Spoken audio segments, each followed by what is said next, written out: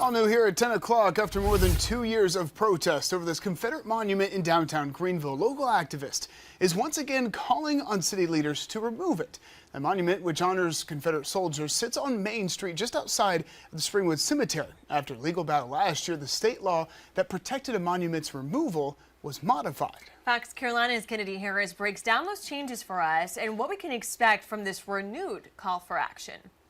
I sat back for 2 years. I'm not sitting back anymore. It's time for it to go. Years ago, upstate activist Bruce Wilson led several protests at this monument, calling for it to be removed. Listen, it's time to get rid of these racist symbols.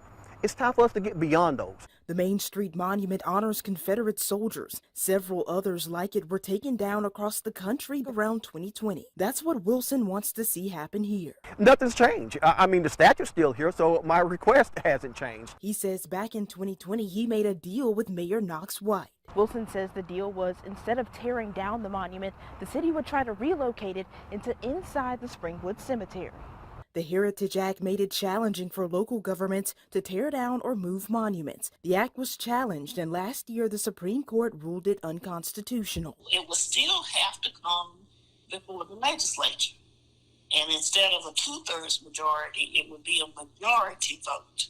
Representative Dillard worked with city leaders as a liaison to find solutions around the Heritage Act before. She says even with the act changes, getting a bill passed on the State House floor or even to a hearing process could still be a hurdle. But I don't know if the sentiment of the body has changed, particularly the leadership.